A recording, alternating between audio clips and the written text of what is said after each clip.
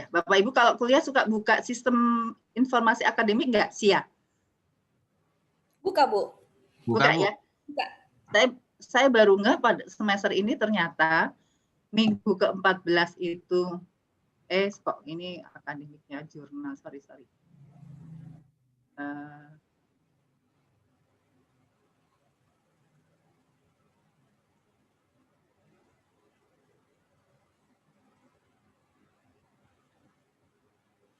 Ya, ternyata minggu ke-14 itu, minggu ke-13 adalah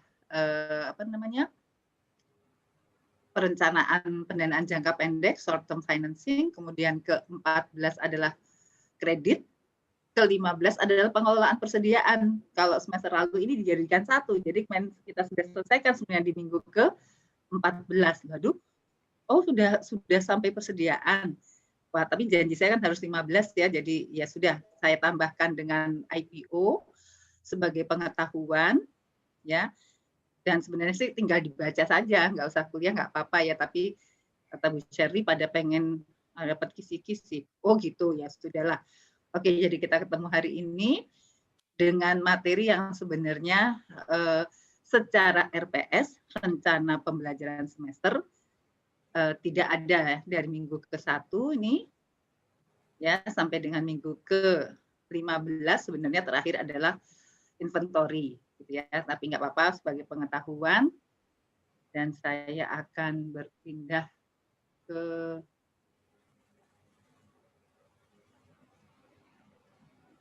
IPO. Jadinya ya ini initial public offering, penawaran perdana saham yang kalau bicara tentang perusahaan terkait dengan kebijakan investasi, khususnya investasi yang fixed asset, yang jangka panjang, pembiayaannya itu selalu apakah melalui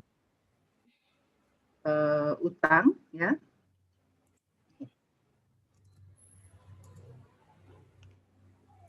Oh, nggak mau.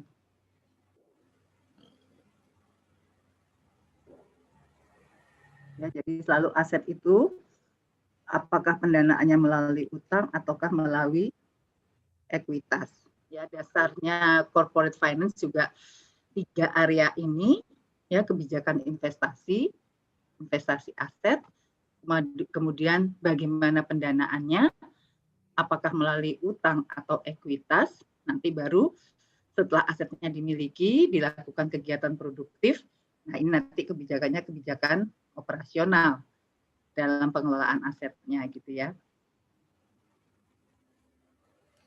Nah, bicara tentang utang, kita sudah membahas tentang capital structure ya, keputusan pendanaan. Nah, untuk ekuitasnya, ketika perusahaan pertama kali masuk ke bursa untuk menjual sahamnya kepada masyarakat, itulah kegiatan initial public offering ya, penawaran perdana kepada masyarakat. Ya, jadi disebutkan bahwa ketika yang pertama kali penerbitan ekuitasnya itulah IPO. Karena nanti setelah IPO lalu listing di bursa bisa dilakukan right issue, penerbitan lagi saham berikutnya gitu ya. Nah, tentang right issue ini juga sering dilakukan penelitian. Apakah setelah perusahaan melakukan right issue terjadi peningkatan kinerja, sehingga kalau ada kegiatan right issue gitu ya di tahun T, di tahun tertentu, kemudian nanti dilihat apakah kinerja sebelum dan sesudah right issue itu terjadi perbedaan. Ya, sehingga itu bisa menjadi penelitian juga. Nah, yang kita pelajari sekarang itu adalah ketika penerbitan ekuitasnya itu pertama kali. Ya, jadi perusahaan memang memutuskan untuk go public. Pernah saya sampaikan bahwa dulu Aqua itu listing di bursa, tapi kemudian dia tadinya sudah listing menjadi perusahaan go public, kemudian dia malah menjadi go private ketika dibeli oleh Danone.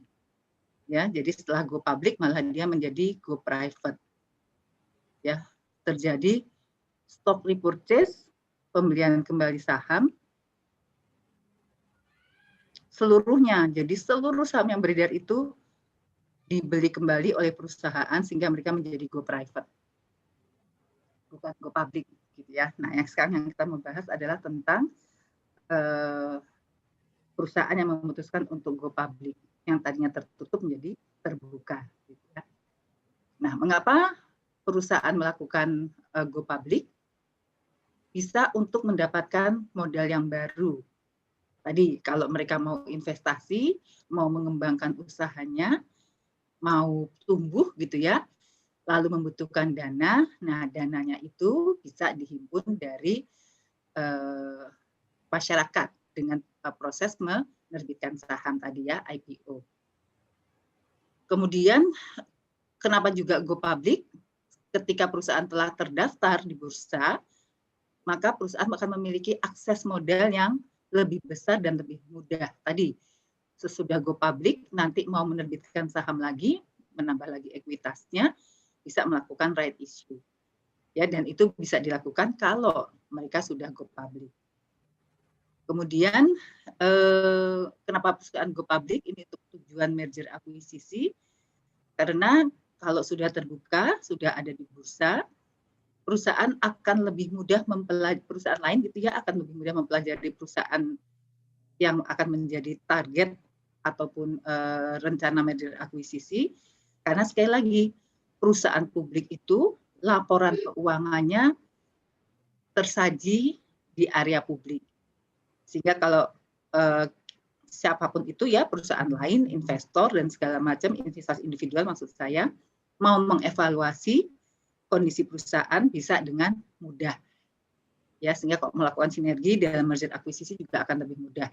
Bapak Ibu pun sekali lagi sudah memiliki kajian atas suatu perusahaan, melalui laporan keuangannya pun bisa melakukan evaluasi terhadap perusahaan tersebut. Ya. Jadi IPO juga sering digunakan, tadi kan IPO mendapatkan dana. Dananya itu digunakan untuk mendanai akuisisi. Bisa seperti itu ya. Itu beberapa alasan mengapa perusahaan melakukan go public gitu ya. Nah, namun sebenarnya di balik kebaikan-kebaikan dari IPO terdapat juga kelemahannya, selalu gitu ya, nggak ada yang sempurna, ada kelebihan tapi juga ada kekurangannya. Nah, yang pertama adalah IPO ini mahal, ya, biayanya mahal untuk melakukan penerbitan saham. Kurang lebih katanya sih hasil penelitian itu menunjukkan 15-25% dari dana yang berhasil dihimpun itu digunakan untuk pengeluaran langsung, membiayai kegiatan. Dan setelah perusahaannya terbuka, TBK ya, terdaftar di bursa, maka punya kewajiban perusahaan untuk melaporkan secara kontinu kepada, kalau di Indonesia adalah OJK dan bursa saham, tentang kondisi perusahaannya melalui laporan keuangan. Ya, ini saya kebetulan juga tahun ini masih membuat penelitian. Kami dosen itu punya kewajiban meneliti minimum 1 penelitian di tiap 1 tahun, ya. Dan tahun ini masih mengkaji tentang perusahaan pulp dan paper, pulp dan kertas, ya. Dan karena sekarang sudah tahun 2020, proposalnya dibuat tahun 2020 dan akan selesai di 2021. Jadi saya menargetkan perusahaan pulp dan kertasnya cuma ada 8. Ya, cuma ada 8. Jadi mau saya pakai semua gitu ya. Sampai dengan laporan keuangan 2018. Oh, ada 9, Ding. Satu ada baru masuk ya, satu perusahaan baru masuk tahun 2018 kalau saya nggak salah. Jadi itu nggak bisa menjadi sampel, tidak bisa menjadi sampel penelitian. Yang sejak tahun lama sampai dengan sekarang tetap terdaftar secara berturut-turut itu sebenarnya 8 perusahaan. Nah, laporan keuangan sampai tahun 2018, sejak 2012 sudah saya miliki karena penelitian ini sudah tahun ketiga saya lakukan gitu ya, tentang pulp dan kertas.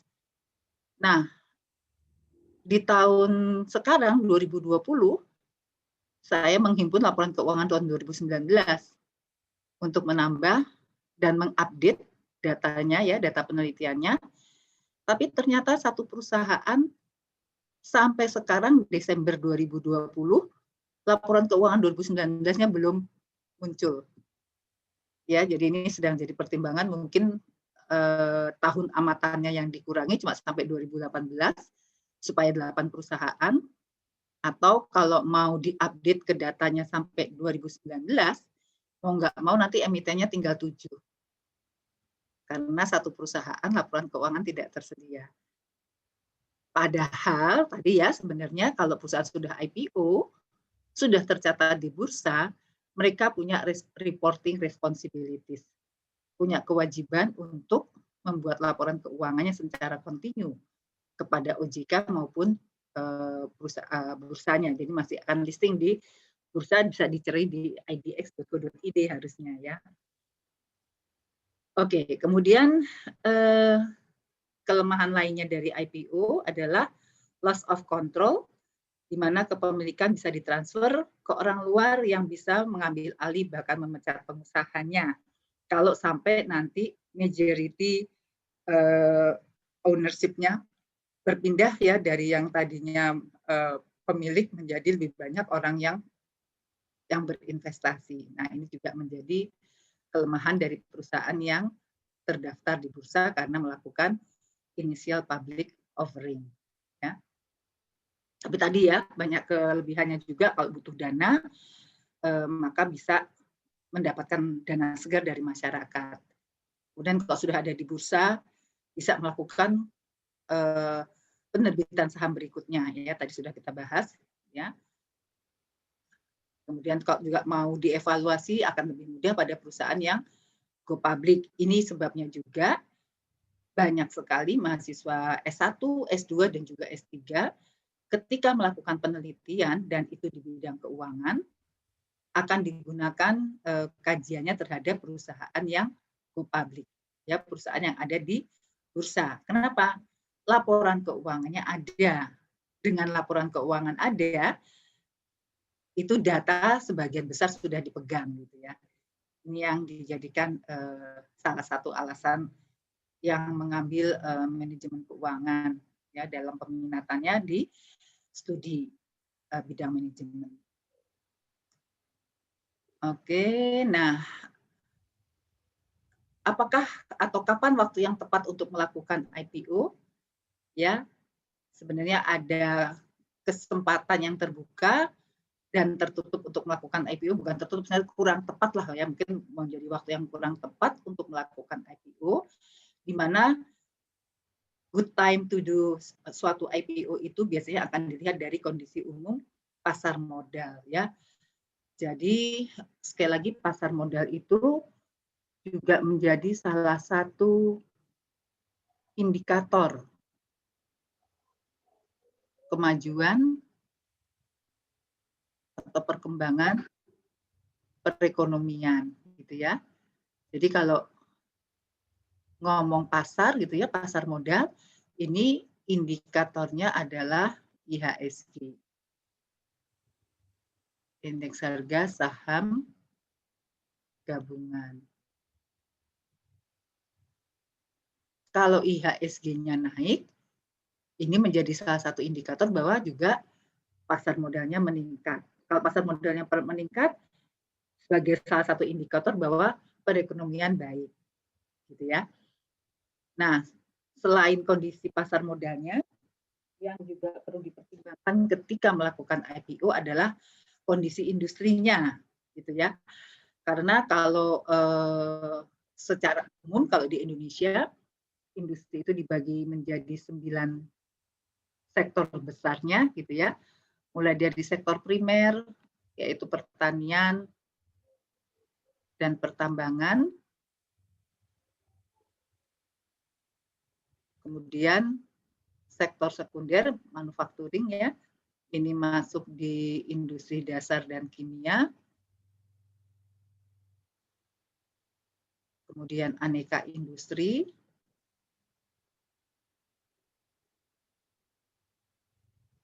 kemudian barang konsumsi, kemudian sektor berikutnya adalah properti, real estate dan konstruksi bangunan, kemudian infrastruktur, ya, lembaga keuangan, kemudian yang tersier baru ya, ini adalah perdagangan, jasa, perhotelan dan seterusnya, ini yang ke-9. Nah, jadi seperti sekarang mungkin kalau bicara kondisi yang terjadi saat ini tidak hanya di Indonesia tapi di seluruh dunia, mungkin akan menjadi pertimbangan bagi investor ataupun perusahaan untuk melakukan atau tidak melakukan IPO. Tapi kalau kita juga lihat bahwa pandemi ini terjadi sejak Maret ya kalau di Indonesia, Maret 2020, namun ternyata juga di tahun 2020 ini tidak berarti lalu perusahaan tidak go public gitu ya, sampai dengan November atau Oktober. Mungkin nanti kalau yang punya informasi lebih akurat bisa disampaikan, ini sudah 46 perusahaan yang listing di bursa pada tahun ini. Jadi walaupun kondisi pandemi ini tetap menjadi salah satu sumber pendanaan yang diambil perusahaan melalui penerbitan ekuitasnya. Dan kalau kita dari sisi pengamatnya mungkin ya, kalau perusahaan masih melakukan IPO, dia masih melakukan investasi, itu memberikan harapan bahwa perekonomian bergerak. Ya, jadi kalau disebutkan Indonesia resesi dan segala macam, mudah-mudahan tetap dari bahwa pendapatan nasional itu mau diukur dari GNP ataupun GDP gitu ya, itu tetap yang berasal dari ada konsumsi masyarakat, ada investasi, ada pengeluaran pemerintah, government expenditure, ada kegiatan ekspor dan import, ya. Nah, ini harapannya masyarakat kita yang jumlahnya cukup besar itu bisa terus menguatkan sisi konsumsinya. Meskipun mungkin konsumsi itu menurun, ya, maksudnya menurun itu dibanding biasanya ketika tidak pandemi, ketika orang bekerja juga dengan kapasitas penuh, membawa take home pay yang juga kapasitasnya penuh, mungkin ketika ini terganggu akan terjadi penurunan. Tapi mudah-mudahan tetap bisa tercover karena jumlah penduduk Indonesia yang besar itu menyebabkan konsumsi tetap bisa dipertahankan gitu ya. Nah, tadi kalau perusahaan masih melakukan IPO karena mereka melakukan kegiatan investasi, nah itu berarti juga I-nya investment ini juga masih akan meningkat. Ya. Kemudian pemerintah juga mungkin dengan target-target pembangunannya tetap bisa melakukan pengeluaran pemerintah yang itu kalau meningkat juga menyebabkan pendapatan nasional meningkat. Dan harapannya walaupun juga tadi kita juga tahu pandemi ini tidak hanya terjadi di Indonesia, tapi juga luar negeri, mudah-mudahan masih terus membutuhkan produk-produk Indonesia, sehingga ekspor kita juga masih bisa dipertahankan supaya meningkat mungkin tidak, tapi tetap dipertahankan untuk bisa sama dengan tahun berikutnya. Nah, tadi saya katakan penelitian saya mengenai perusahaan pulp dan kertas di Indonesia itu untuk kajian di kali ketiga ini memang ingin melihat faktor-faktor yang menentukan kondisi keuangan perusahaan, khususnya dari lingkungan ekonomi dan bisnisnya. Jadi dari luar perusahaannya, ya dari tadi ekspor impor ini akan berkaitan dengan kurs gitu ya, karena kita juga mengetahui sebagian bahan baku kertas itu diimpor, tapi juga hasil dari produk pulp dan kertas kita juga diekspor ke luar negeri. Jadi seperti Cina itu ya, salah satu pengimpor produk pulp dan kertasnya Indonesia. Ya, ada 5 negara yang cukup besar sebagai pengimpor pulp dan kertasnya Indonesia. Ya, jadi nah ini kondisi pasar modal, kondisi industri, ya itu mempengaruhi tepat tidaknya perusahaan melakukan IPO, kemudian juga frekuensi dan ukuran dari semua kegiatan IPO yang terjadi di suatu negara, gitu ya. Ini juga akan menentukan ketepatan waktu untuk melakukan IPO. Tentunya juga perusahaan sebelum masuk ke bursa itu sudah melakukan serangkaian kajian untuk masuk ke dalam bursa. Ya. Nah, bagaimana proses melakukan IPO? Nah, secara garis besarnya, pertama perusahaan memilih underwriter-nya, kemudian mencatatkan kegiatan IPO-nya kepada OJK, membuat prospektus, ya, CV-nya perusahaan gitu ya, kemudian melakukan roadshow untuk memperkenalkan perusahaan pada calon investor, menentukan harga sekuritas, dan setelah itu baru melakukan penjualan sekuritasnya.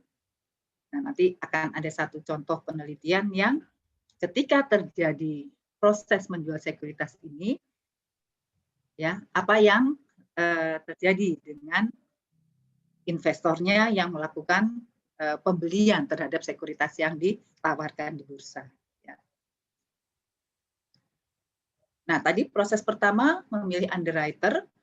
Jadi underwriter itu adalah perusahaan investasi yang berperan sebagai perantara antara perusahaan yang menerbitkan saham tadi, yang menjual sekuritasnya, dengan investor publik yang ada di luar perusahaan.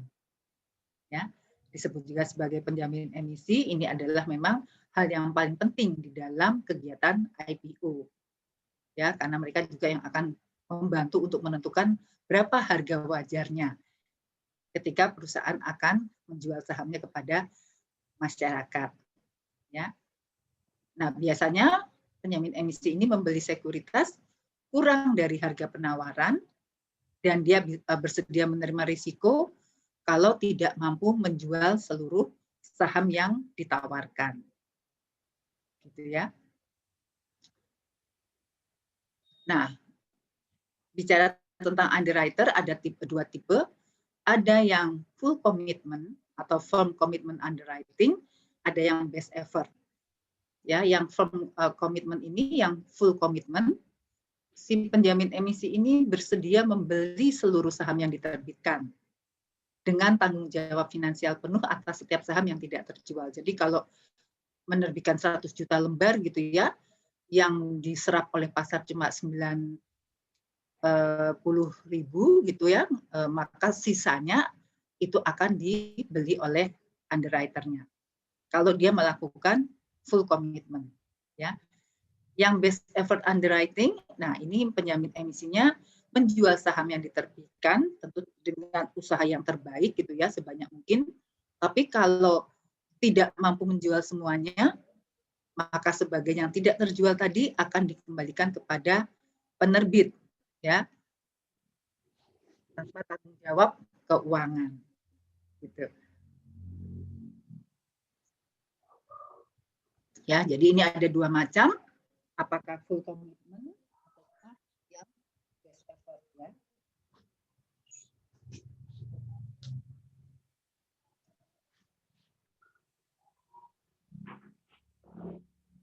Nah, kalau di luar negeri, di Amerika ini ya khususnya, yang termasuk underwriter yang best-nya ya, yang terbaiknya, papan atasnya ini ada Goldman Sachs, kemudian Morgan Stanley, dan Merrill Lynch.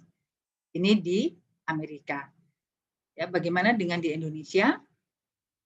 Nah, ini ranking underwriter di Indonesia, best 10-nya ya, 10 yang terbaik. Yang tertinggi adalah Bank Mandiri Persero, ya, kalau ranking dunianya 158, di Indonesia nomor 1, kemudian Danatama Makmur, dan seterusnya sampai yang ke-10 adalah Trimegah Securities.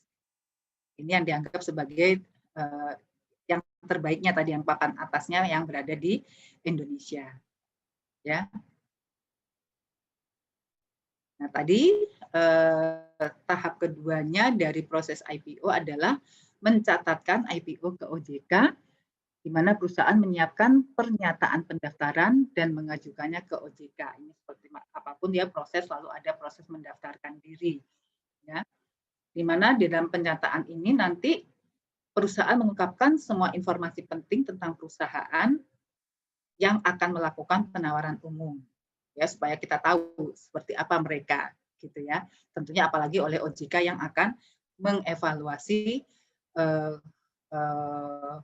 kondisi perusahaan sehingga nanti yes or no-nya untuk dapat dicatatkan sahamnya di bursa. Ya. Tahap kedua. Kemudian tadi tahap ketiga, perusahaan membuat prospektus. Prospektus adalah dokumen hukum yang menjelaskan perincian perusahaan penerbit dan penawaran yang diajukan kepada calon investor. Ya, informasinya ini lebih banyak dibandingkan yang ada dalam pernyataan pendaftaran. Nah, prospektus pendahuluan ini sering disebut juga sebagai red herring, ya, kesempatan perusahaan untuk menceritakan dirinya seperti apa kebaikan dia, sehingga kalau memang ada calon investor mau membeli sahamnya, maka mereka akan tertarik gitu ya, karena memang kondisinya bagus. Ya, ini prospektus dokumen yang berisi setiap informasi mengenai penawaran umum perusahaan dalam rangka menjual saham perusahaan.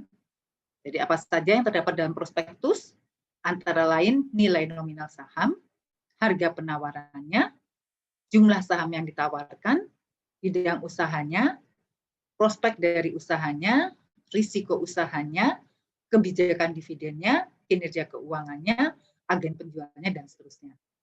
Ya, jadi hal-hal ini adalah yang dinyatakan di dalam prospektus, dan ini nanti juga kalau penelitian bisa menjadi hal-hal yang dipertimbangkan untuk apakah informasi yang tercantum dalam prospektus itu dibaca calon investor dan hal-hal itu menjadi yang dipertimbangkan oleh investor ketika dia memutuskan membeli atau tidak membeli suatu saham yang ditawarkan. Gitu ya. Ini yang tahap ketiga tadi ya, membuat prospektus. Berikutnya melakukan roadshow. Nah, ini roadshow disajikan kepada investor institusi di seluruh negeri. Jadi tidak hanya di Indonesia ya, tapi bisa roadshow-nya itu sampai ke luar negeri. Karena tadi makanya dikatakan biasanya 15-25% dana yang berhasil dihimpun melalui IPO itu juga tergunakan untuk pembiayaan kegiatan IPO-nya sendiri. Ya.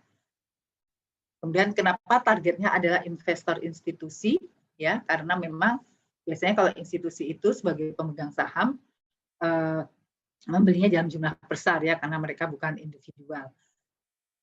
Oke. Dengan kegiatan roadshow ini memungkinkan perusahaan untuk meningkatkan minat calon investor pada perusahaan dan juga bisa meningkatkan minat investor terhadap harganya.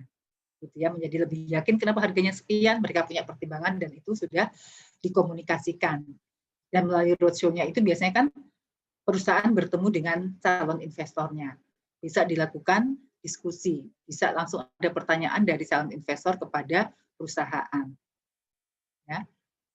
Kemudian roadshow ini juga mengizinkan perusahaan dan menjamin emisi untuk mengumpulkan informasi dari pembeli potensial. Tadi potensial ini utamanya adalah si investor institusi, dengan harapan pembeliannya bisa dalam persentase yang besar, gitu ya, serapannya. Nah, ini saya pernah mendengarkan karena waktu itu salah satu dosen saya juga menjadi pendamping dalam proses roadshow, jadi juga membuat keyakinan bahwa oh memang ini perusahaan yang mau go public, perusahaan yang baik gitu ya. Jadi saya ikut membeli walaupun ya dengan kemampuan yang sangat terbatas gitu ya. Tapi kayak sekarang sudah nggak bisa menunjukkan kepemilikannya, sudah juga nggak pernah dapat informasinya. Akhirnya kalau tadinya juga berharap bahwa dengan memiliki saham dan dalam proses yang jangka panjang dan periode yang panjang, harapannya bisa mendapatkan dividen gitu ya. Ingin mengalami seperti apa sih mendapatkan pemberitahuan bahwa saya sebagai investor yang berhak mendapatkan dividen. lalu merasakan seperti apa kalau mendapatkan transfer ini loh dana dividen yang disampaikan kepada pemegang saham. Nah, sayangnya belum sampai pernah mengalami ini ya hal yang seperti ini. Ya, ya sudah, tapi memang waktu itu juga membelinya juga dengan volume yang sangat kecil, cuma 2 lot ya. Jadi cuma 1.000 lembar, bisa dibayangkan kalau jumlah saham beredarnya adalah misalnya 10 juta lembar gitu ya. Nah, ini bisa ketahui berapa persen ini ya dari jumlah saham beredarnya. Betapa menjadi pemegang saham yang minoritas ya. Oke, ini tahap keempatnya. Kemudian tadi penentuan harga sekuritasnya, penentuan harga sahamnya ini akan didasarkan pada nilai perusahaan, value of the company, ya, dan harus diperkirakan berapa besar permintaan terhadap sekuritas tersebut, ya, karena seperti biasa berlaku, ya, kalau nanti perusahaan menerbitkan saham ada proses menawarkan, perlu diketahui bagaimana permintaan terhadap dia, gitu ya, demand-nya seperti apa. Ya, karena kalau demand-nya tinggi, katakan ternyata demand-nya nggak di sini. Dari hasil kajian potensi pasarnya bisa di sini gitu ya. Tentunya kalau demand-nya setinggi ini, yang tadinya harga IPO-nya sekian, ya, kalau memang demand-nya ternyata setinggi ini, tentunya harga bisa ditingkatkan. Gitu ya. Kalau harga jualnya bisa ditingkatkan, tentunya dana yang diterima, jadi dana IPO-nya, kan tadi tergantung dari kuantiti lembar saham yang dijual dikalikan dengan harganya. Nah, kalau tadi harga bisa ditingkatkan karena memang demand-nya tinggi, tentunya dana IPO-nya juga akan semakin tinggi. Tujuan perusahaan mendapatkan dana melalui kegiatan penerbitan saham menjadi tercapai dengan baik. Ya. Ya. Nah, metode mengevaluasinya bisa menggunakan earning price ratio, ya, atau juga dikenal sebagai PER, price earning ratio. Kemudian bisa juga dengan metode net present value, ya, nanti dengan discounted cash flow, gitu ya.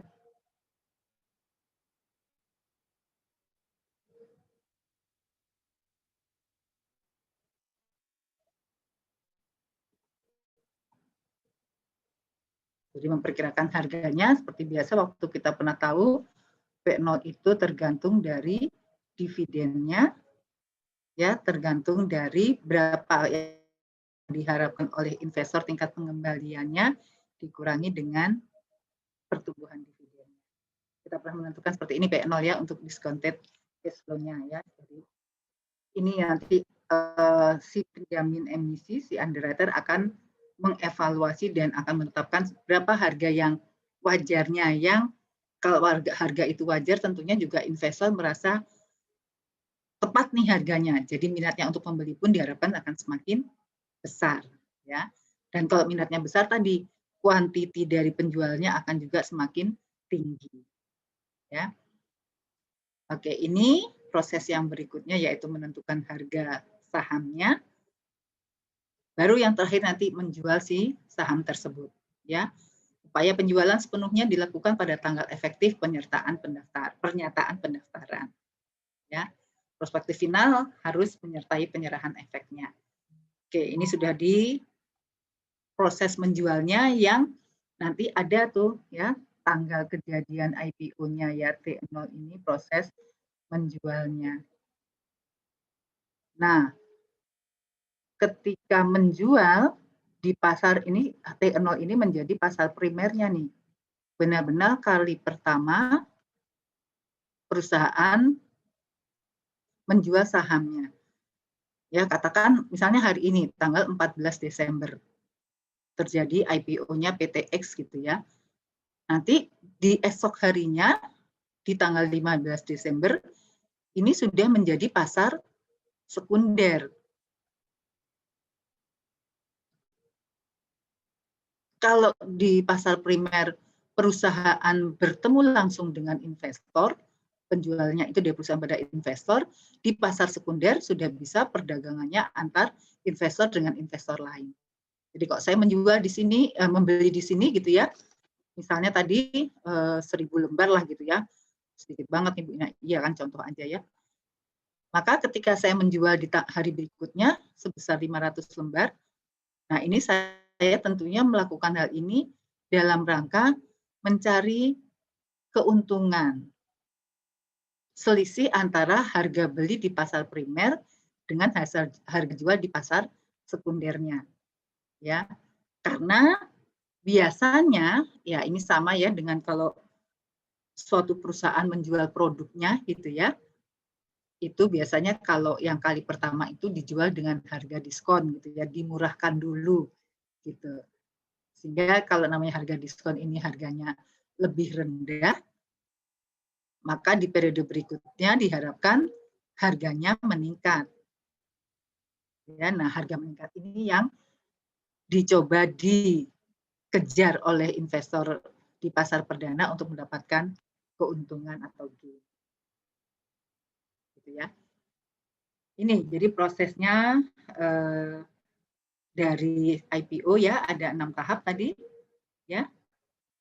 Dari mulai menentukan underwriter-nya, mencatatkannya ke pihak bursa dan lembaga sekuritasnya ya di Indonesia OJK, membuat prospektus, kemudian melakukan roadshow, menentukan harga sekuritasnya lalu menjualnya, proses menjual. Ya. Nah, ini kalau catatan di Amerika ya untuk periode 25 tahun ini berarti sejak tahun 95 sampai tahun 2000 yang disampaikan ya datanya bahwa hasil dari imbal hasilnya IPO ya tadi returnnya itu adalah perbedaan antara ketika di pasar perdana dengan hari berikutnya di pasar sekunder gitu ya. Jadi ini cuma 1 hari nih selisihnya ya. Nah itu terjadi tadi gain ya peningkatan harga antara saham di pasar perdana dengan pasar sekunder itu secara rata-rata di tahun 1996 itu 23%, 97 24%, ya 98 37%. Tahun 99 itu 276% selisihnya antara harga perdana dengan sekunder. Tapi di tahun 2000 ternyata secara rata-rata harga perdana itu justru lebih tinggi dibandingkan harga sekundernya. Jadi yang terjadi adalah return-nya negatif. Ya, ini gambaran untuk data yang disampaikan dari kondisi Amerika. Ini juga kurang update ya, hanya sampai tahun 2000. Nah, bagaimana dengan yang terjadi di Indonesia? Ya, oh ini nanti kita lihat yang di Indonesia ya. Ini kita lihat dulu beberapa istilah. Ada yang disebut dengan oversubscribe. Ini adalah kondisi di mana total saham yang dipesan oleh investor melebihi jumlah yang ditawarkan oleh perusahaan. Jadi ada kelebihan permintaan. Nah, dalam kondisi seperti ini, terdapat kemungkinan investor mendapatkan saham kurang dari yang dipesan, atau mungkin bahkan tidak mendapatkannya sama sekali. Ya, kok saya perusahaan tadi, saya adalah investor individual dan hanya memesannya kok sekarang bukan 2 lot ya, 10 lot gitu ya, 1.000 lembar. Mungkin saya termasuk yang, alah ini kecil-kecil udah nggak usah dikasih aja gitu, karena sudah cukup banyak di atas saya yang mendaftarkannya itu untuk jumlah yang cukup besar. Ya. Jadi kalau oversubscribe bisa ada yang tidak dapat, atau yang dapat pun bisa prosentasenya dikurangi. Gitu ya. Ini yang oversubscribe. Nah, kalau sampai terjadi oversubscribe tadi yang kelebihan dan tidak mendapatkan jatah, maka akan ada terjadi refund, yaitu pengembalian dana investor yang tidak mendapatkan jatah saham karena terjadi oversubscribe. Ya, nanti kebalikannya oversubscribe adalah under, ya, undersubscribe. Ini adalah total saham yang dipesan kurang dari total saham yang ditawarkan. Nah, dalam kondisi seperti ini, investor pasti akan mendapatkan saham sesuai yang dipesannya. Itu pun masih ada kelebihan, dan kalau tadi underwriter-nya adalah full commitment yang tidak terjual, yang tidak diserap oleh pasar, oleh investor, akan dibeli oleh underwriter. Ya, kalau terjadi undersubscribe. Ya, tentunya seperti perusahaan pada umumnya, kalau menjual produk dan itu tidak laku semua, berarti memang secara umum bisa kita ketahui pandangan masyarakat terhadap perusahaan tersebut kurang baik, ya, kurang baik, sehingga nggak laku gitu ya ininya ya, penawarannya. Nah, ada istilah berikutnya adalah allotment. Ini adalah proses penjatahan saham ya kepada investor yang telah memesan, yang dilakukan oleh penjamin emisi dan emiten yang mengeluarkan saham. Jadi proses penjatahannya ini dilakukannya oleh tadi underwriter dan juga perusahaan yang melakukan penerbitan saham. Ya. Nah, tadi data yang Amerika sampai tahun 2000, ini yang di Indonesia, ya, kalau sampai dengan tahun 2019 itu ada 178 IPO, ya, perusahaan yang baru masuk bursa. Dan kalau dilihat tahun 2018 dan 2019 ini cukup banyak, ada 55 perusahaan di masing-masing tahun. Dan tadi kalau saya tidak salah itu di tahun 2046 ya. Jadi kalau dengan sampai sekarang, sejak tahun 2015 itu, jumlah perusahaan yang go public yang baru masuk bursa adalah 224. Ya, nanti bisa dicek lagi nih, benar nggak tahun 2000 itu ada 46 perusahaan yang masuk bursa gitu ya, yang baru. Nah, tadi kalau memang katanya kan tadi dari kasus yang Amerika tuh walaupun sudah lama ya, tapi banyak kejadiannya yang terjadi yang menunjukkan harga perdana itu memang lebih rendah dibandingkan harga di pasar sekunder. Tadi yang menyebabkan terjadi istilahnya initial return gitu ya. Return yang pertama dari selisih harga di hari pertama dengan harga berikutnya, initial return ini positif gitu ya, yang menunjukkan bahwa harga perdana itu lebih rendah dibandingkan harga sekunder. Walaupun tadi di tahun 2000 ditunjukkan bahwa di Amerika itu secara rata-rata harga perdana justru lebih tinggi dibandingkan harga di pasar sekunder, sehingga tadi initial return-nya adalah negatif. Nah, bagaimana dengan di Indonesia? Apakah benar berlaku di pasar sekunder itu, di pasar perdana itu harganya memang harga yang lebih murah, harga yang diskon gitu ya, yang lebih rendah. Nah, ini yang dicoba juga dilihat dulu fenomenanya. Tadi kan kalau harga perdana itu lebih rendah daripada harga sekunder, atau si perdana itu harganya diskon, ini menyebabkan nanti terjadi yang namanya harga tersebut yang lebih rendah adalah underpricing. Harganya lebih rendah di pasar perdana dibandingkan harga di pasar sekunder yang hari pertama. Harganya lebih rendah itu underpricing. Nah, apakah benar terjadi underpricing? Atau seperti tadi yang di Amerika tahun 2000 itu, bahwa harga perdana lebih tinggi, itu berarti harganya overpriced. Ya. Nah, ini setelah dilakukan pendataan, ternyata memang kalau di tahun 2015 ada 18 perusahaan mendaftarkan IPO, ternyata 16 itu memang harganya lebih rendah di pasar primer dibandingkan pasar sekunder. Terjadi underprice, ya, itu 88,89% perbedaan harganya secara rata-rata. Di tahun 2016 ada 15 perusahaan yang underprice 14. Ya. Demikian juga tahun 2017 yang underprice itu sebagian besarnya 91%. Di 2018 juga begitu, yang underprice itu majority-nya 94,55%. Nah, di tahun 2019 itu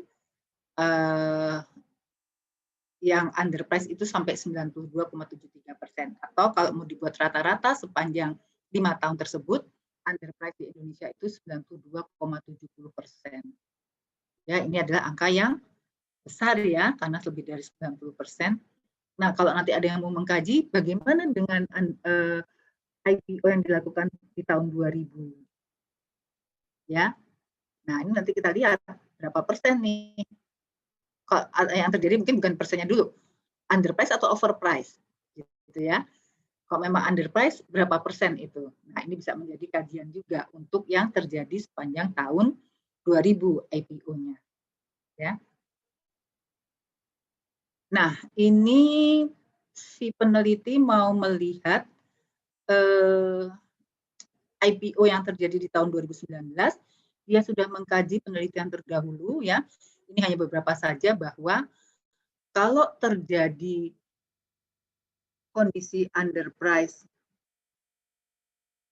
atau overprice, nah, tadi sudah dibuktikan sebenarnya yang terjadi yang sebagian besar bukan underprice tapi bukan overprice tapi underprice. Jadi terjadi underprice-nya kegiatan IPO itu ya, yang sampai tadi sekitar 90% itu sebenarnya apa sih yang menentukan sampai terjadi hal seperti itu? Nah, hasil mengkaji beberapa penelitian terdahulu, ternyata memang ini ditemukan ada 4, ini baru 4 penyebab gitu ya, baru 4 faktor, yaitu leverage-nya perusahaan yang diukur dengan debt, kemudian profitabilitasnya, kemampuan menghasilkan laba yang diukur dengan ROA, ya. Kemudian ukuran perusahaan, size-nya, ya, berapa besar ukuran perusahaannya, kemudian reputasi dari underwriter-nya. Nah, dengan 4 faktor ini saja ya, dan sekian jurnal dibaca, ternyata dengan variabel yang sama, ternyata hasilnya tidak sama. Ada yang bilang pengaruhnya itu positif, ada yang bilang pengaruhnya itu negatif, ada yang bilang malah tidak berpengaruh gitu ya, sehingga menyebabkan kalau dipelajari lagi di tahun 2019 IPO yang terjadi di tahun 2019 sebenarnya apa saja yang mempengaruhi IPO yang terjadi di Indonesia, di mana tadi sudah diketahui IPO di tahun 2019 itu harganya underprice, yang akibatnya nanti investor akan mendapatkan gain dari selisih harga di hari perdagangan pasar primer dengan pasar sekunder. Ya. Jadi ini dilakukan terhadap 55 perusahaan yang melakukan IPO. Nah, tadi ada tujuan peneliti untuk mengetahui kalau terjadi underprice. Jadi sudah dibuktikan dulu bahwa ternyata memang di Indonesia tahun 2019 itu harga saham di pasar perdana lebih rendah dibandingkan di pasar primer atau terjadi underprice. Nah, ini apa yang mempengaruhi? Peneliti membuat suatu model persamaan regresi bahwa ini dipengaruhi oleh tadi leverage-nya diukur dengan debt to equity ratio.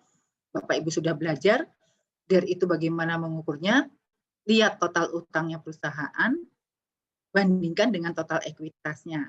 Nah, rasio itu yang menunjukkan adalah leverage-nya, X1-nya leverage.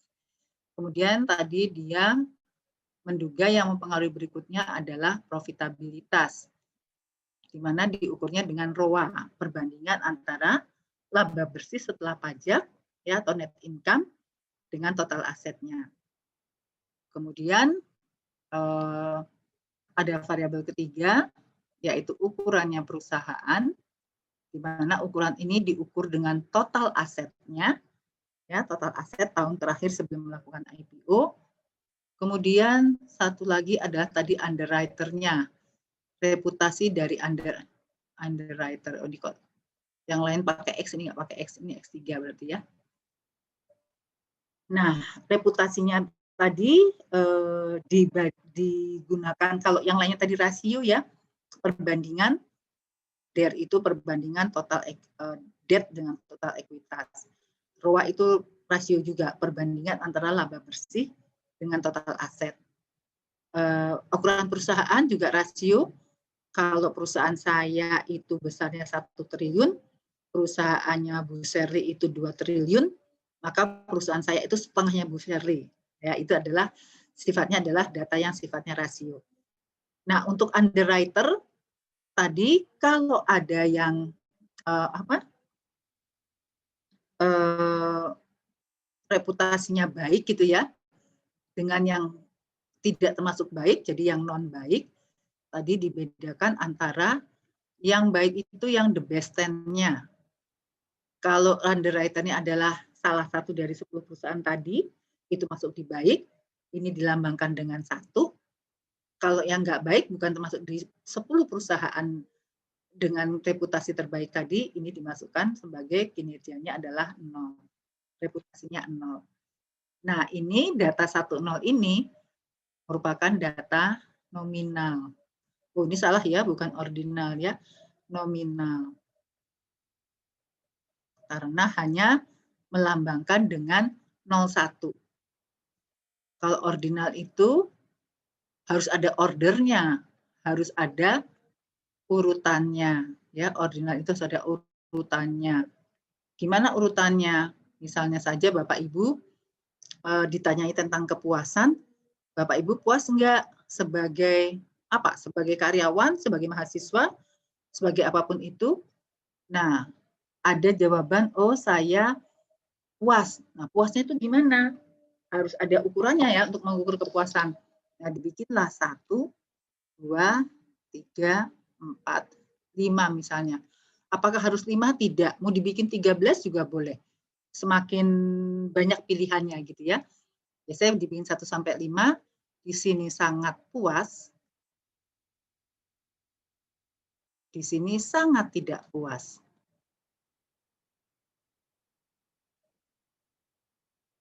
Di sini tidak puas, di sini netral, biasa-biasa aja, di sini puas.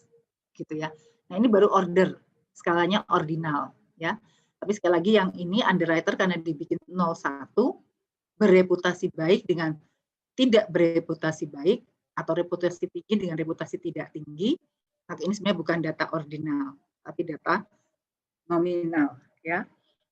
Kemudian underpricing-nya ini digunakan dengan lambang IR, initial return, merupakan selisih antara CP dikurangi OP per OP. Apa itu CP?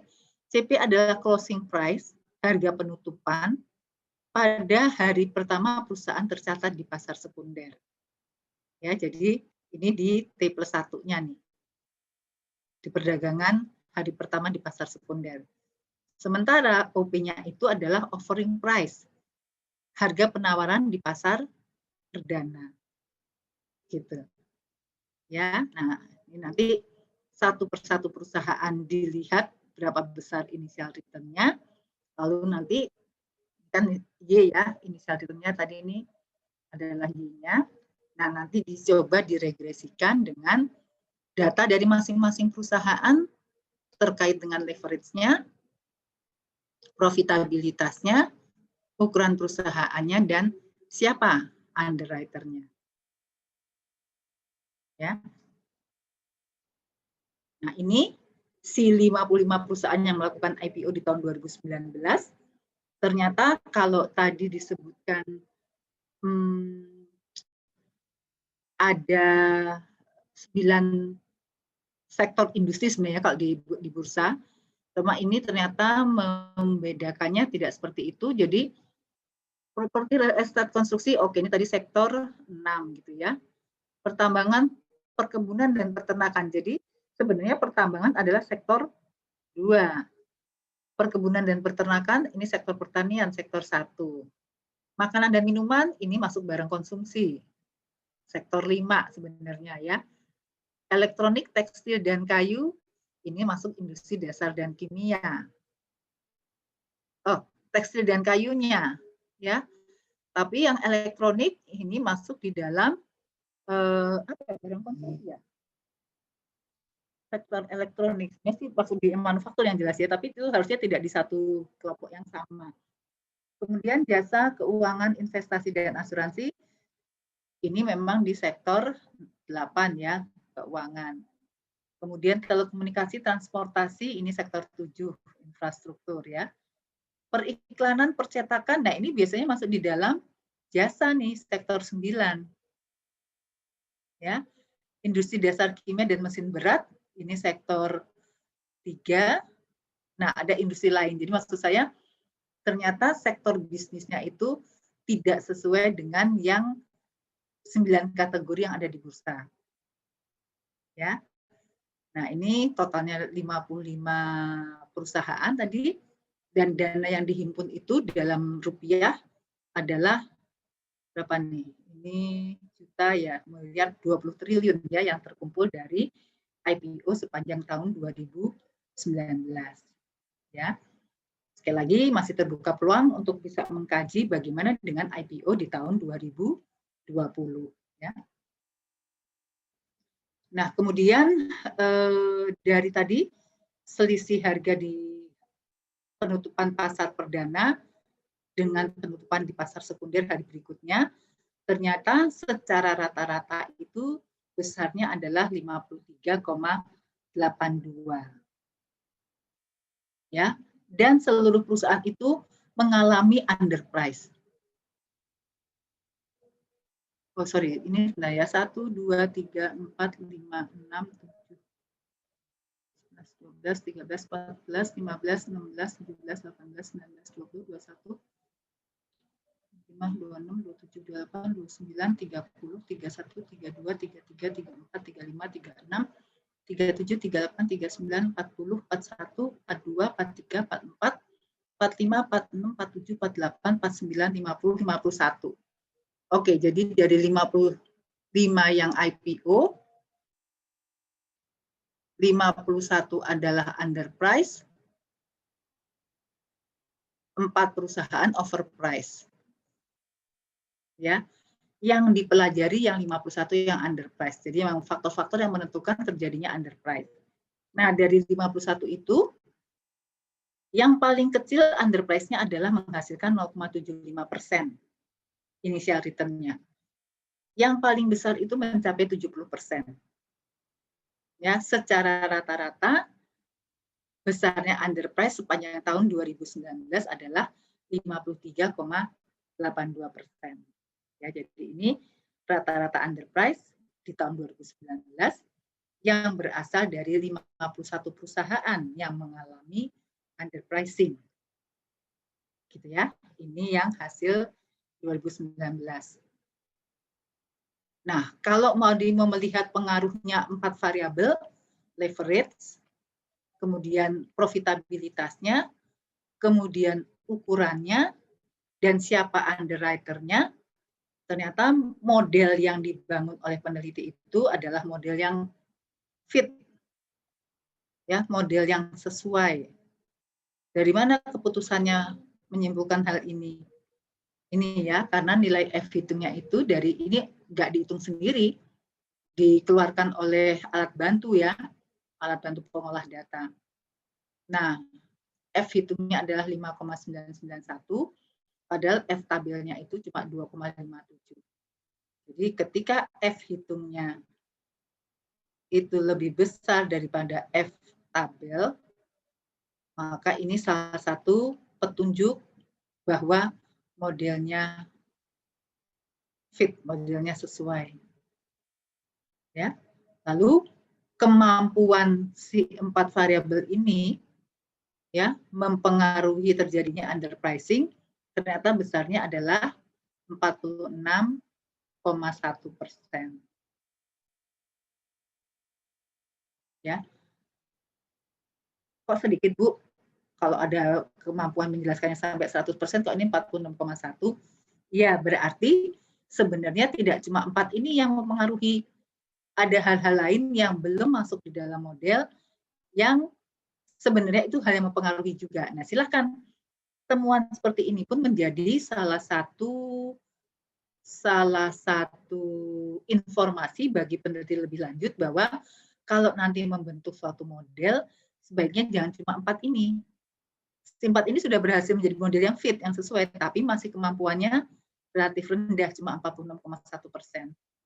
Jadi nanti silahkan tambahkan ininya ya, tadi sebelum melakukan IPO, ketika mendaftarkan kepada OJK, biasanya perusahaan itu diharuskan menunjukkan kinerja yang baik bahwa 3 tahun berturut-turut sebelum IPO itu dia dalam kondisi yang baik. Baiknya itu bagaimana? Perusahaan mengalami laba. Persyaratannya perusahaan mengalami laba. Nah, laba tidak labanya itu kan perusahaan menyajikan laporan keuangannya. Nah, biasanya akan ada tuh diaudit oleh siapa si laporan keuangannya, gitu ya.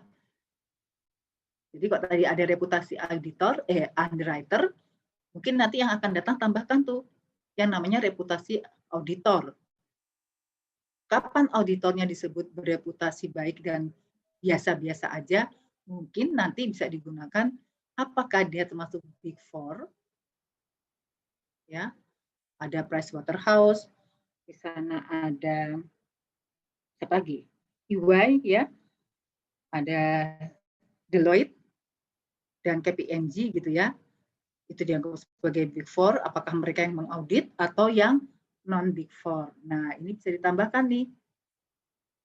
Apakah reputasinya si auditor juga mempengaruhi terjadi tidak terjadinya underpricing. Ya. Nah, di penelitian ini ternyata juga dari 3 variabel yang mempengaruhi leverage, profitabilitas, ukuran perusahaan dan underwriter, ternyata yang pengaruhnya signifikan hanya size-nya perusahaan. Ya, hanya size-nya perusahaan. Dan pengaruhnya pun negatif. Ya, pengaruh negatif itu bagaimana? Berarti ketika ukurannya makin besar, perusahaan itu ukurannya makin besar, justru initial return tadi, return yang dihasilkan dari selisih harga pasar primer dengan pasar sekunder, justru semakin turun. Ya, jadi kalau hubungannya tidak searah, ini satu naik satu turun, disebutkan dengan hubungannya negatif. Ya, jadi justru yang diminati oleh investor ternyata atau yang menyebabkan initial return itu adalah semakin besar kalau perusahaannya kecil. Jadi ketika ukurannya makin kecil, perusahaan kecil, justru initial return-nya itu akan semakin tinggi. Nah, ini juga hubungan yang terbalik ini sekali lagi tetap hubungan yang negatif. Nah, ini mungkin berkaitan memang dengan teori yang mengatakan perusahaan kecil itu sering kurang diketahui, gitu ya. Ceritanya sering kurang diketahui. Karena dia kurang diketahui, justru ketika semakin kecil ukurannya,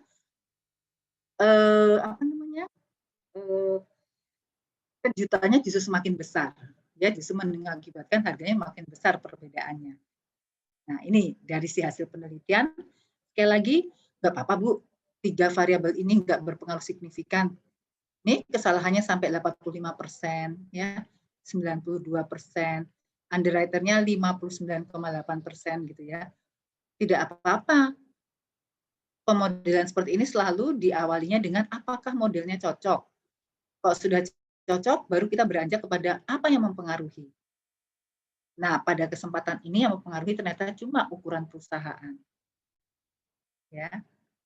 Nah, nanti bisa sekali lagi kalau Bapak Ibu masih tertarik dengan hal ini, lalu mengambil MK, tentunya bisa mengkaji terkait dengan IPO.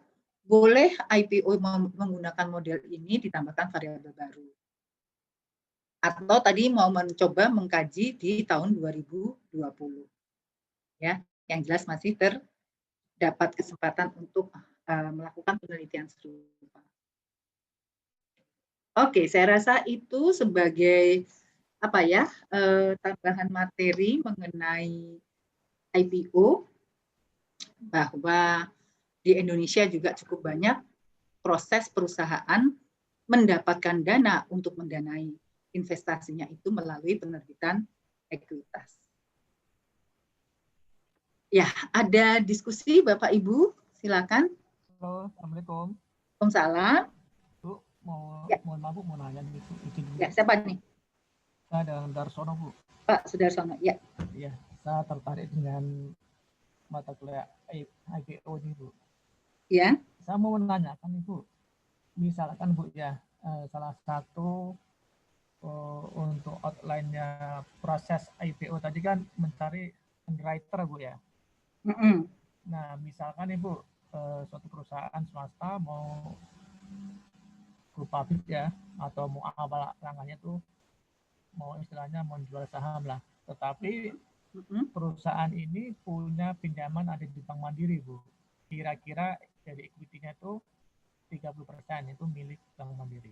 Ada pinjaman di Bank Mandiri. Nah, kalau misalkan perusahaan swasta ini mau go public, pengaruhnya apa Ibu ya? Pengaruh positif atau negatif Bu? Misalkan underwriter-nya itu Bank Mandiri itu sendiri gitu. Nah, bagaimana tuh Bu? Apakah mencerminkan nanti pas melenggang di papan itu lebih bagus atau bagaimana ya? Misalkan mungkin kan bisa jadi investor tuh menilainya berbeda-beda persepsi Bu ya. Wah ini bagus nih karena Bank Mandiri nih sudah di dalamnya gitu kan. Selama bertahun-tahun mungkin sudah 15 tahun Bank Mandiri mendanai. Nah itu Bu yang pertama yang ditanyakan. Yang kedua dari sisi Bank Mandiri itu sendiri bagaimana Bu gitu Bu? Apakah memang di dalam perjanjiannya itu di dalamnya menyatakan sih kalau misalkan ada pinjam lain ataupun harus diisi dengan Bank Mandiri. Mohon Bu petunjuknya Bu, masukannya Bu. Terima kasih Bu. Ya baik Pak Sudarsono. Kalau mengacu pada penelitian yang ini, yang sedang dihasilkan ini, baru dihasilkan ya, ini kan sebenarnya kalau tadi, Bapak bertanya bahwa bagaimana dengan perusahaan yang dia mau melakukan go public, padahal pada saat ini dia memiliki pinjaman di Bank Mandiri, gitu ya Pak ya? Iya benar Bu. Oke, artinya kalau dia punya pinjaman di Bank Mandiri, dia punya debt tuh Pak. Ya. Pak. Nah, tadi kalau perusahaan sudah memiliki aset pada saat dia lakukan penelitian, kalau dia punya utang, tentunya si aset ini masih akan didanai sudah memiliki ekuitas. Ya. Nah, yang tadi, kalau saya membandingkan debt terhadap equity-nya, sebenarnya saya sudah mempertimbangkan mengenai leverage dia. Nah, kalau mengacu pada penelitian yang sudah dilakukan, si leverage-nya itu ternyata pengaruhnya tidak signifikan, Pak. Apa nih yang bisa dibaca dengan pengaruhnya tidak signifikan? Investor itu ternyata tidak memperhatikan mengenai struktur modal perusahaan, bahwa dia punya utang, bahwa utang itu didanai oleh Mandiri. Si investor ternyata tidak memperhatikan hal itu. Kalau dari hasil penelitian ini ya. Nah nanti kalau perusahaan yang nanti saya mau go publikan Bu, yang mau akan ini, ya nanti kita lihat di kasus yang berikutnya ini seperti apa reaksi pasar ketika melihat si perusahaan punya utang dan utang itu ternyata bahkan ternyata Bank Mandiri juga menjadi underwriter-nya gitu. Nah di penelitian ini pun si underwriter-nya peneliti membedakan antara yang bereputasi tinggi dengan yang tidak bereputasi tinggi. Tadi pakai lambang 10 tadi dummy variable. Ini istilahnya variabel boneka gitu ya, 0101 dummy variable. Nah, ternyata juga underwriter-nya siapa? Itu pun tidak diperhatikan oleh investor. Kenapa? Karena ternyata pengaruhnya tidak signifikan. Gitu. Jadi mau itu Bank Mandiri atau bukan, ternyata si pembeli saham di pasar perdana tidak memperhatikan hal itu. Gitu Pak. Jadi kalau nanti yang kasus yang akan datang ini, nah kita bisa melakukan penelitian, atau kalau saya masih mau melihatnya malah sebelum mereka go public Bu, ya berarti bisa melakukan ini persepsi penelitian persepsi investor Pak. Persepsi investor ini baru persepsi nih, karena kita belum tahu mereka jadinya beli atau nggak beli nih terhadap sahamnya. Nah, persepsi investor itu kita perusahaan memiliki utang yang gini, bagaimana pendapat Anda tadi?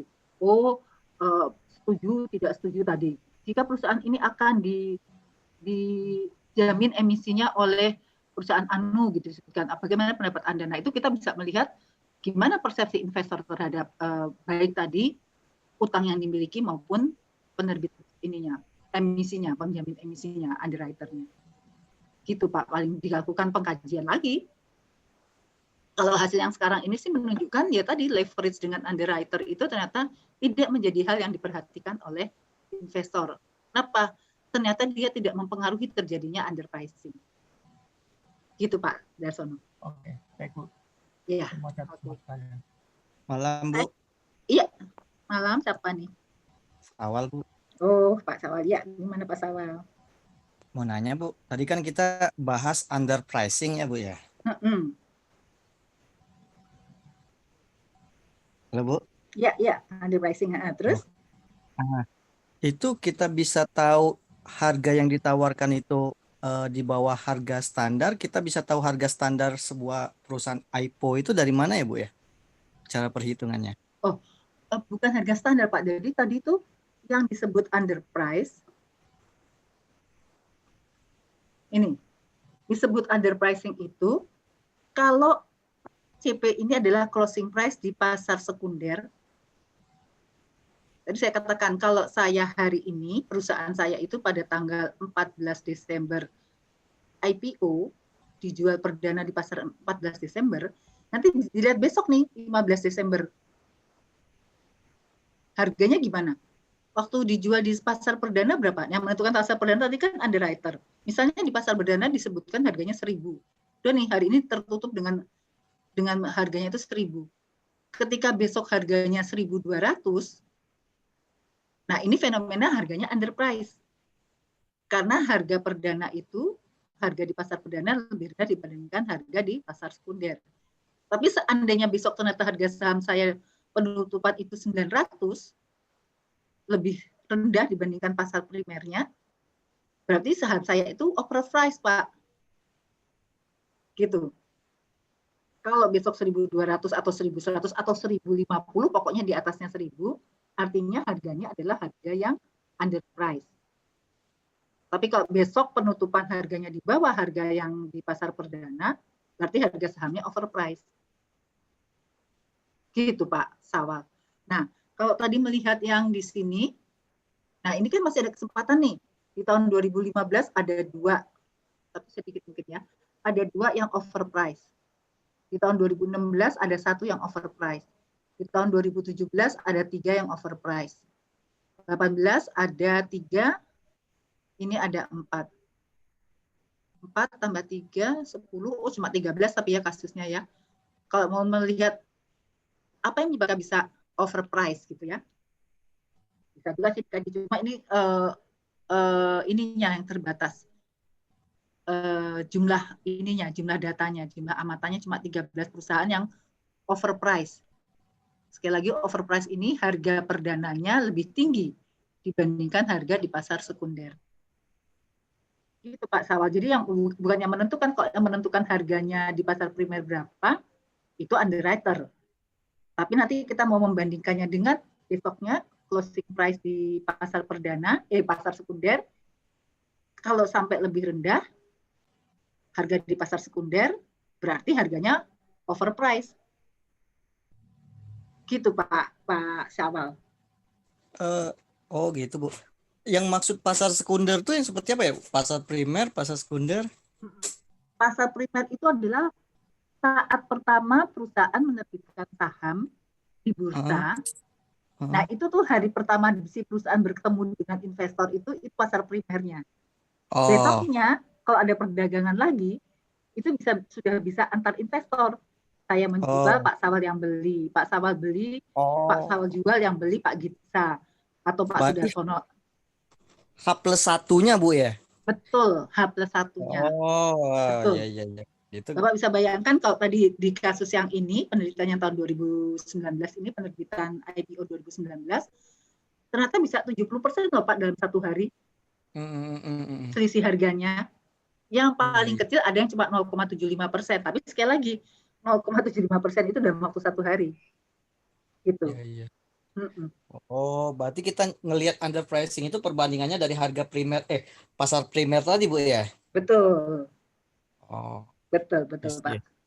Makanya saya bingung pembandingnya dari mana? Oh, dari Oh situ. iya, iya, iya. Jadi pasar primer yang menjadi patokan. Gitu. Ya, ya. Makasih ya, Ya, Bu. sama-sama, Pak. Saya malah mau ini Pak Gitsa 1 minggu lalu. Pak Gitsa hadir nggak hari ini ya? Pak Ahmad Gitsa.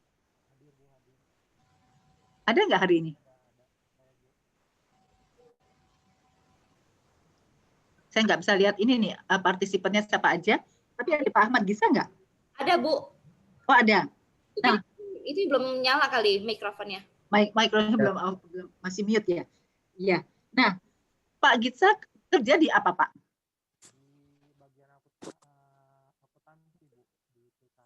Bekerja di apa, sebagai apa maksud saya? Bagian akuntansi, Bu. Di perusahaan jasa desain AC. Nggak kedengeran soalnya. Enggak, saya jadi ingat pertanyaan Pak Ahmad Gitsa minggu lalu tentang perusahaan yang sudah menggunakan sistem yang baik untuk pencatatan inventorinya, apakah masih perlu melakukan stock of none gitu ya minggu lalu ya Pak ya? Jadi agak terganggu saya oleh pertanyaan Pak Gitsa karena saya waktu itu menjawab. Nah, ada nggak di kelas ini yang memang dia bekerja di bagian pengelolaan persediaan? Adakah di kelas ini teman-temannya Bu Serli sekelas ini yang bekerja di perusahaan? Boleh mau ini Bu, memberikan masukan Bu? Siapa nih? Saudara Sono Bu. Ya mengenai ini Bu ya, pencatatan Bu ya. Iya. Mengenai pencatatan itu kan begini Bu, persediaan itu kan memang dicatat secara online maupun sistem. Secara sekarang kan sudah canggih Bu ya. Ya itu dimasukinnya sistem semuanya Bu. Nah mengenai apakah perlu dilakukan stop atau tidak itu memang rata-rata perusahaan minimal Bu ya, minimal sebulan sekali itu dilakukan stop 6 Bu, karena untuk memastikan apakah pencatatan yang dilakukan itu barangnya ada atau tidak. Ini memastikan Bu, bisa-bisa pencatatannya itu baik, bagus, tapi tidak ada barangnya, mungkin atau mungkin hilang atau mungkin disalahgunakan dari bagian gudangnya itu sendiri, kerjasama dengan bagian pengiriman barang, itu sering terjadi Bu. Karena perusahaan saya itu juga sering terjadi kehilangan persediaan tuh Bu. Iya. Ya karena di situ tuh. Nah kadang-kadang kan udah lakukan stop nih di area kan jauh-jauh Bu ya, ada di Sumatera, ada di Batu Raja, ada yang di Lubuk Linggau.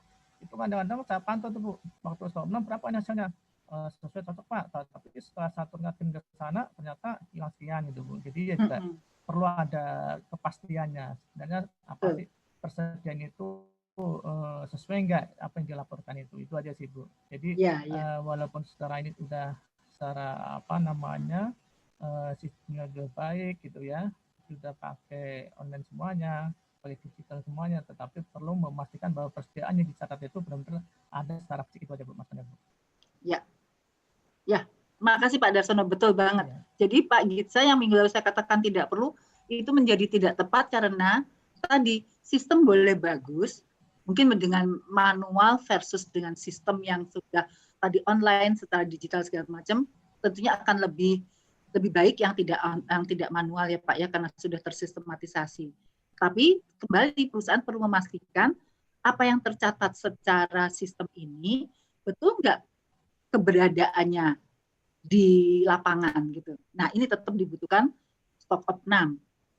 Jadi tadi seperti Pak Darsono juga berbagi bahwa secara tercatat ada sekian, pas dicoba dipastikan di lapangan kok ada selisih, ada beda, berarti ada sesuatu yang hilang. Jadi tetap perlu dilakukan stock of none, tapi mungkin dengan sistem yang sudah lebih baik, stock of none itu bisa lebih tidak terlalu sering dibandingkan yang masih secara manual. Karena yang manual itu memang kemungkinan kesalahannya menjadi lebih besar dibandingkan yang sistem. Kalau sistem kan ketika sistemnya kurang bagus biasanya akan dilakukan perbaikan atas sistemnya supaya menjadi lebih akurat, menjadi lebih baik. Gitu. Nah ini saya jadi ingin merevisi apa yang ditanyakan Pak Gitsa minggu lalu ya, diperbaiki di minggu ini bahwa tetap diperlukan hal itu. Ya, jadi terima kasih Pak Darsono yang juga sudah berbagi. Ya Bu, sama-sama Bu. Terima kasih Pak. Ya. Yang lain masih ada?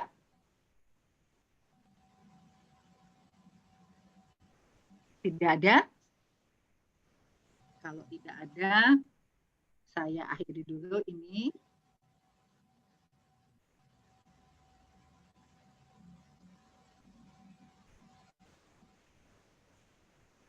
Nah, tadi satu hal yang masih mungkin ingin diketahui teman-teman, Bu, bagaimana dengan ujian, gitu ya? Baik, ujiannya itu, ini kalau memang MK itu manajemen keuangan ya yang seperti ini memang mau nggak mau akan ada soal teori maupun hitungan. Jadi ada hitungan, ada teori. Nah, nanti kalau ada beberapa pertanyaan, ada yang memang pertanyaan satu silakan dijawab, silakan langsung dijawab. Kalau ada beberapa ada alternatif beberapa pertanyaan dan dikatakan pilihlah sekian pertanyaan, artinya Bapak Ibu tidak harus menjawab seluruh pertanyaan tersebut. Silahkan dipilih mana yang dikerjakan. Gitu. Nah, jadi soalnya akan dua macam, ada teori, ada hitungan. Ya. Kemudian kalau ada pilihan, silahkan pilih, tidak usah dikerjakan semua. Nah, yang juga perlu diingat, ini karena sudah S2, maka kemampuan Bapak Ibu menganalisis menjadi perhatian yang cukup besar. Ya, jadi menjawab itu misalnya gini, apakah hal ini bermanfaat? Ya, bermanfaat. Titik. Lah, itu bukan S2 tuh. Kalau S2 itu biasanya akan menganalisis kenapa dia menjawab apakah itu iya atau tidak gitu ya. Jadi tidak cuma ya bisa-bisa tuh satu pertanyaan pun satu lembar folio itu nggak cukup gitu ya. Saking memang ingin menganalisis sejauh apa sih mahasiswa memahami pertanyaan dan jawabannya. Nah, TB2 sudah Bapak Ibu kerjakan nih, sudah dikumpulkan. Jadi nanti akan sekali lagi dilihat bagaimana kemampuan Bapak Ibu dalam TB2 itu juga akan muncul sekali lagi di dalam ujian nanti ya. Jadi silakan dipelajari lagi artikelnya ya. Karena itu nanti akan menjadi juga yang dipertanyakan di dalam ujian. Jadi seperti itu.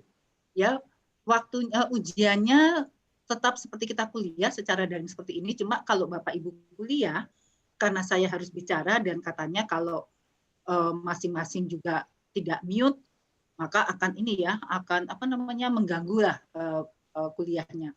Juga kalau semuanya on cam tidak di off kan juga seringkali membuat jaringannya menjadi lebih berat. Oke lah, jadi selama ini Bapak Ibu tutup jendela gitu ya.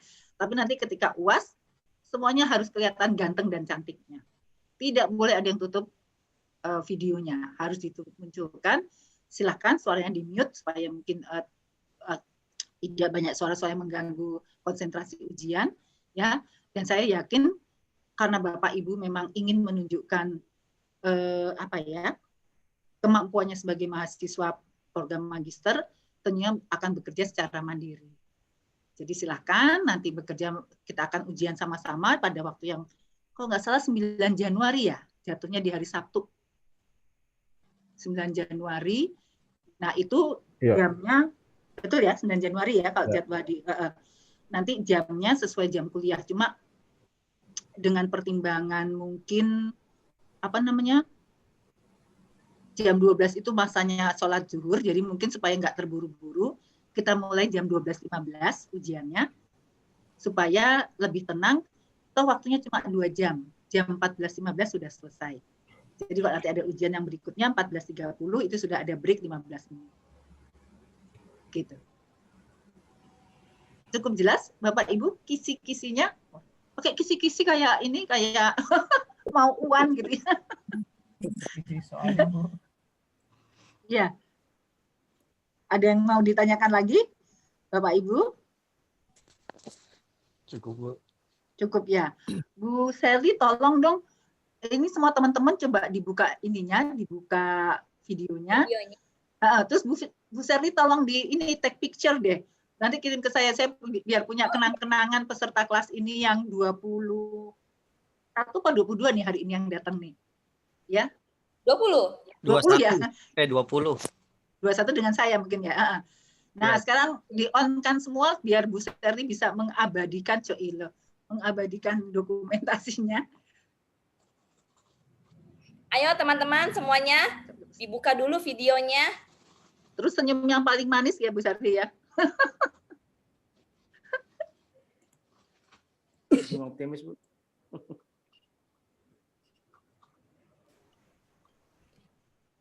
Ini masih ada yang belum Yo yang nggak terbuka. terbuka nanti nggak kelihatan loh ganteng atau cantiknya.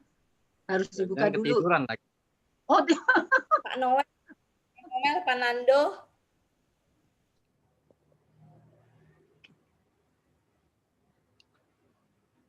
Bu, Graciela, Bu mau tanya oh boleh. sebentar. Takut lupa.